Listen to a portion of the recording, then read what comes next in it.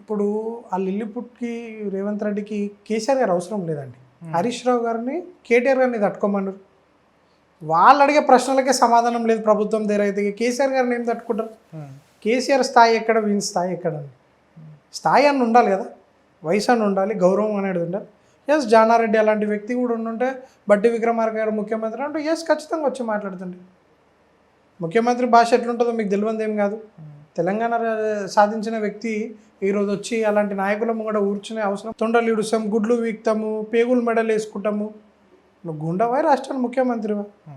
ప్రతిపక్షంలో ఉన్నావు, పోరాడినావు, ముఖ్యమంత్రి అయినావు. ఇప్పుడు కూడా అధికారం నుండి అసెంబ్లీ సాక్షిగా కూడా మాట్లాడమని కేసీఆర్ గారు ఏనాడు కూడా అసెంబ్లీలో ఎవరిని కూడా తక్కువ చేసి మాట్లాడే ఇలాంటి భాషను ఎప్పుడు అసెంబ్లీలో వాడలేదు. ఎందుకంటే అసెంబ్లీ అనేది భావితరాలకు ఎప్పుడు కూడా స్ఫూర్తిదాయకంగా ఉండాలి. ఎందుకంటే ప్రతిదీ రికార్డెడ్గా ఉంటుంది అసెంబ్లీ అనేది. రేపు మాలాంటి యువకులకు కానివ్వండి అది ఆదర్శదాయంగా ఉండాలి అసెంబ్లీ తప్ప చిల్లర. రాజకీయం ఒకవైపు, మేము రాజకీయ సమయం వచ్చినప్పుడు ఖచ్చితంగా ధీటుగా, వారికంటే ధీటుగా మాటలు సంధిస్తాం తప్ప, కానీ ప్రభుత్వంలో ఏర్పడినాక మాత్రం ఎప్పుడు అల్టిమేట్గా ప్రజలకు సేవ చేయాలనేది ఏకైక ఉద్దేశం కేసీఆర్ గారితో. ఉంటే మేము ఇప్పుడు ముఖ్యమంత్రి తలుచుకున్నట్టు ఇప్పుడు ఏదో కేసులు అరెస్టులు అంటే అలా కేసీఆర్ గారు తలుచుకుని ఉంటే గెలిచే 6 ఎమ్మెల్యేలు కూడా గెలిచే పరిస్థితి ఉండకపోతుండే కాంగ్రెస్కి ఆనాడు. అది కేసీఆర్ గారికి రేవంత్ రెడ్డికి ఉన్న తేడా.